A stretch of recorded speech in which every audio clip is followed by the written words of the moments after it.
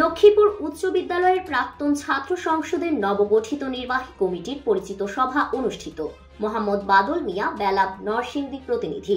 নরসিংদীর বেলাব উপজেলার ঐতিহ্যবাহী লক্ষ্মীপুর উচ্চ বিদ্যালয়ের প্রাক্তন ছাত্র সংসদের নবগঠিত নির্বাহী কমিটির প্রথম পরিচিত সভা অনুষ্ঠিত হয়েছে। শনিবার 15 ফেব্রুয়ারি সকাল 10টায় উপজেলার লক্ষ্মীপুর হাই স্কুল অ্যান্ড কলেজের হল রুমের দ্বিতীয় তলায় এ সভা অনুষ্ঠিত হয়।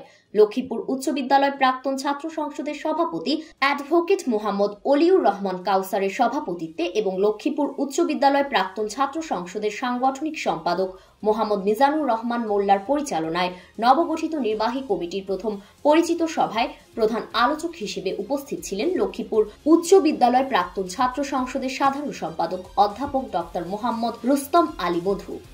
এ সময় আরও উপস্থিত ছিলেন লক্ষ্মীপুর উচ্চ বিদ্যালয়ের প্রাক্তন ছাত্র সংসদের ক্রীড়া সম্পাদক নজরুল ইসলাম, সহ ক্রীড়া সম্পাদক কামরুজ্জামান সরকার, দপ্তর সম্পাদক রইসউদ্দিন মাস্টার, সহ সাংগঠনিক সম্পাদক ফরিদ হোসেন, শিক্ষা সাহিত্য সম্পাদক গোলাম ফারুক মাস্টার, বিজ্ঞান ও প্রযুক্তি সম্পাদক আবু তাহের মাসুদ মাস্টার, সহ সাংস্কৃতিক সম্পাদক সুমন ভূঁইয়া, স্বাস্থ্য বিষয়ক সম্পাদক ডক্টর পল্টন চন্দ্র সূত্রধর, সহ স্বাস্থ্য বিষয়ক সম্পাদক মোবারক হোসেন স্বপন, প্রচার সম্পাদক রফিকুল ইসলাম, সহ প্রচার সম্পাদক আবিদ মিয়া, সহ সাংগঠনিক সম্পাদক আব্দুল ওয়াহাব সৌরভ, সহ বিজ্ঞান ও প্রযুক্তি সম্পাদক ওবায়দুর রহমান সজীব, সহ সাংস্কৃতিক সম্পাদক মোহাম্মদ জহির আহমেদ সহ অন্যান্য নেতৃবৃন্দ।